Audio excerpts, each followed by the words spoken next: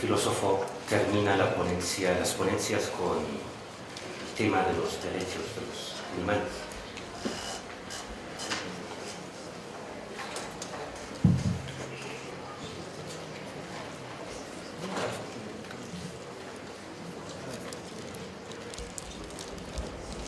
Buenas noches con todos y muchas gracias por la invitación a participar en este muy interesante panel. Yo voy a cerrar con una perspectiva filosófica sobre el derecho de los animales no humanos. Afortunadamente creo que vamos a coincidir con la exposición de los dos panelistas anteriores y también creo que va a ser un poco polémico lo que voy a exponer en esta ponencia. Bueno, la perspectiva filosófica acerca de los derechos de los animales no humanos que pongo a consideración de este panel la presentaré en 3 momentos. Desafortunadamente no preparé una proyección, pero voy a ser rápido y voy a tratar de no aburrirles demasiado. No voy a utilizar una terminología filosófica técnica, despreocúpense. En el primer momento de los 3 que voy a utilizar, estableceré como referencia en esta perspectiva al universo, tal y como la ciencia lo entiende hoy. Voy a plantear el universo como el horizonte de comprensión más amplio, para después desembocar en el derecho de los animales.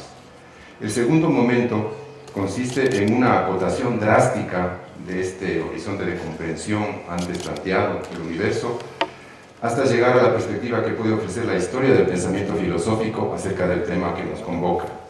Y en el último momento concluiré en base a los criterios obtenidos y a las contribuciones de algunos filósofos y etólogos contemporáneos en el significado de los derechos de los animales no humanos. Empiezo entonces con la perspectiva del horizonte de comprensión del universo. Baruch Spinoza, un filósofo judeo-holandés del siglo XVII, planteaba que las cosas deben estudiarse bajo la perspectiva de la eternidad. Subespecie eternitatis, se dice en latín. Y esto para que los resultados sean objetivos y eviten la interferencia de la subjetividad. El concepto de eternidad utilizado en la frase de Spinoza puede reemplazarse con el concepto del universo, tal y como la ciencia lo entiende hoy. Tanto en el sentido espacial, las enormes distancias que ahora, según la ciencia, tiene el universo, pero específicamente en el temporal, en la edad del universo. Así se tiene que, desde la gran explosión, desde el Big Bang, que es el origen de este universo, hasta la actualidad han transcurrido aproximadamente 14.000 millones de años. Son creo que 13.800 millones de años, pero dejémoslo en 14.000 millones de años. Cantidad de tiempo difícil para cualquiera de imaginar. Es difícil tener una idea cabal de semejante cantidad de tiempo. No es una cosa que nos encontremos en la cotidianidad, esta enorme cantidad de tiempo. Los humanos habitan este planeta. De los 14.000 millones de años que tiene el universo, los humanos habitamos este planeta como humanidad aproximadamente 200.000 años. Es decir, apenas un 14 millonésimo de la edad del universo. Entonces, el universo ha existido 14.000 millones de años y nosotros apenas 14 millonésimas de ese tiempo. Para entender mejor esta proporción, esta desproporción más bien, Carl Sagan, un astrónomo norteamericano, utilizó la analogía del calendario cósmico para poder tener una idea de estas enormes cantidades de tiempo, en la cual la edad del universo se correspondía con un calendario terrestre, con enero, febrero, marzo, etc. Entonces, si el Big Bang ocurría el primer segundo del 1 de enero de ese calendario cósmico, la vida humana habría aparecido en los últimos 20 segundos del año. Tomen en cuenta esto, en los últimos 20 segundos del año. Del 31 de diciembre, por supuesto. Mientras que la primera forma de vida no humana habría aparecido aproximadamente el 2 de octubre. Es decir, la vida humana en el planeta es muy anterior a la vida humana. Pero el universo no termina hoy, no termina con la analogía del año cósmico. Sigue su marcha, posiblemente otros 14.000 millones de años más. Y probablemente sin nosotros, los humanos. Puesto que nos extinguiremos, posiblemente como especie animal, como de hecho ha ocurrido con muchas otras especies animales, y probablemente no logremos desarrollar la tecnología suficiente como para salir de la Tierra antes que el moribundo Sol nos incinere en su atmósfera, pasando de lo que es ahora, antes de morir, por una estrella gigante roja para luego reducirse y terminar sus días como una enana blanca. Esta es la perspectiva que Spinoza nos invita, desde la cual nos invita a analizar las cosas de Spinoza, la perspectiva de la eternidad. Esta información no proviene de una película de ciencia ficción de Hollywood, ni de una secta apocalíptica norteamericana, son datos científicos. Y la ciencia nos ofrece la información más verosímil y objetiva que la humanidad ha logrado. Aunque esa información sea siempre provisional, es la más objetiva, es la más segura que tenemos, como los compañeros panelistas lo han expuesto. Seguramente entonces el universo ha existido mucho antes y existirá mucho después que nosotros. La conclusión de esto es clara. El universo no nos necesita. Nadie, nada nos echará de menos si desaparecemos como especie. Nadie llorará nuestra muerte como especie. Este resultado nos permite poner en evidencia lo insignificante que son los fenómenos humanos desde la perspectiva de la eternidad así planteada. Además, algo que es importante para esta exposición es que nos permite poner en duda la creencia infundada en la supuesta posición central, posición de privilegio, de exclusividad del animal humano. Ante esta perspectiva, ¿qué tenemos de especiales? Esta creencia se conoce, como ustedes bien saben, como antropocentrismo. Y como es infundada y dañina, como veremos, debe clasificarse como prejuicio, el prejuicio antropocéntrico, que tiene una larga trayectoria en la historia de la humanidad y sigue vigente. Por supuesto, se ha llegado a similares resultados, a cuestionar el antropocentrismo desde distintas perspectivas, desde la psicológica, desde la antropológica, desde la cosmológica, desde la biológica, como los compañeros acaban de exponer, desde las históricas, etc. De esta primera parte surge un primer criterio que se utilizará en esta ponencia. Si un argumento tiene como premisa explícita o implícita el prejuicio antropocéntrico, su conclusión será insostenible. Pues sucede algo similar con el prejuicio machista o el prejuicio racista, por ejemplo. En el caso que nos ocupa, el derecho de los animales, se debe tomar en cuenta a ese prejuicio, entre otros factores, que ha hecho que durante siglos neguemos nuestra animalidad. Como nos creíamos algo especiales, negábamos nuestra animalidad. Algo insostenible. Somos tan animales como cualquiera de los otros mamíferos. Al menos la biología evolutiva y la genética lo señalan así. Para guardar coherencia con este resultado, se debe precisar que los derechos de los que se habla aquí son aquellos de los animales no humanos. El primer panelista dijo algo parecido. Somos animales, no tenemos muy poco porcentaje de diferencia con los chimpancés. Entonces hay que tener conciencia de que somos animales. Y cuando nos hablamos como humanos, hablamos de los otros animales simplemente como animales no humanos. Paso al segundo punto. Corresponde a continuación tratar el tema desde la perspectiva histórica del pensamiento filosófico, es decir, ¿qué han dicho los filósofos respecto de los animales en relación con los humanos o viceversa? Es común referirse como preámbulo histórico en estos casos, en temas parecidos, a algunas religiones asiáticas, que tienen dentro de sus preceptos el respeto de los animales, y entonces matarlos innecesariamente o abusivamente es considerado una grave falta. Esto puede parecer ejemplar, este respeto por los animales. Sin embargo, es posible que estos preceptos se deban a que estas religiones, el budismo por ejemplo, creían en la reencarnación de las almas humanas en otros animales, incluidos los humanos.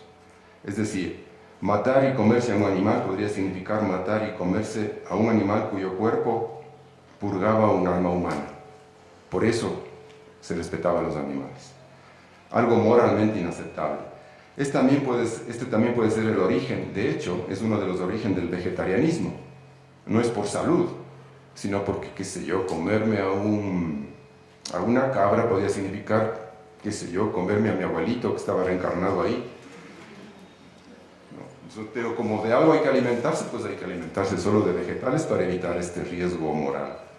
Pasando al campo de la filosofía, Pitágoras, aproximadamente en el siglo VI al IV a.C., y sus discípulos, contemporáneos o posteriores a él, creían en la transmigración de las almas, algo parecido a la reencarnación, y llegaban a la misma conclusión: se debe respetar a los animales. Cabe insistir, según la información que se tiene, que ese respeto a los animales es función de la creencia de que un alma humana puede hospedarse a un animal. Es decir, no es un respeto de los animales por los animales, sino un respeto en función de intereses humanos. Además, está basado en creencias religiosas y no en criterios objetivos o morales per se. Dando un salto histórico, llegamos a Aristóteles, en el siglo III a.C. aproximadamente, quien en su influyente obra La Política afirma que los animales han sido creados por la naturaleza para el servicio de los humanos. Esto va a tener mucha influencia posterior. Insisto, Aristóteles postulaba en La Política, por ejemplo, que los animales han sido creados por la naturaleza para el servicio de los humanos.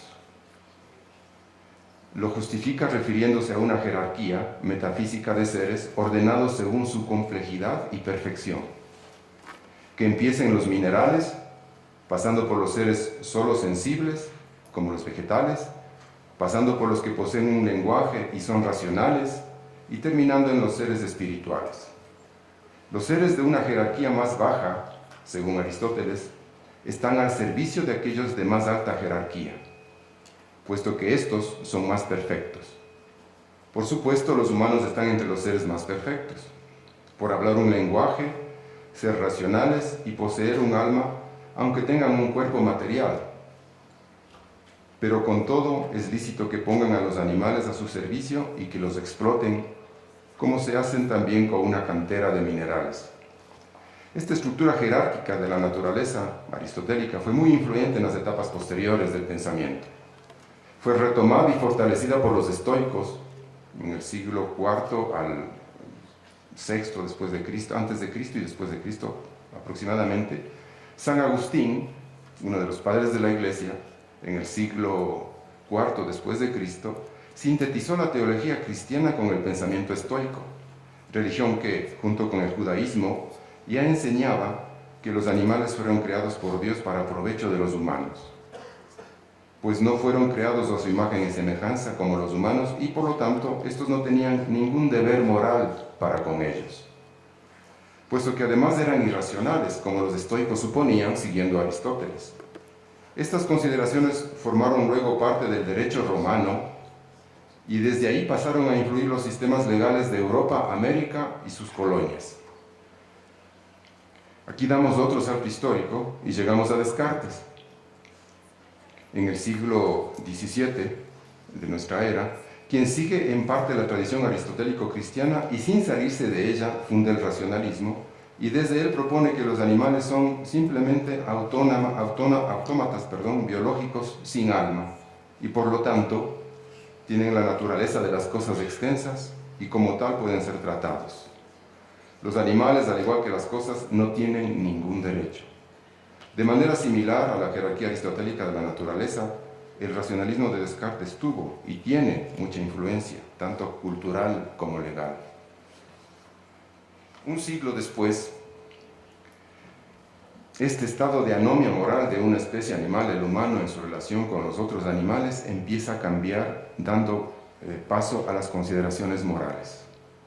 De los animales sin ningún derecho, de los humanos sin ninguna obligación para los otros animales, se pasa en un siglo después de Descartes, comienza a darse un giro hacia las consideraciones morales hacia las obligaciones morales que tenemos los humanos respecto de los otros animales.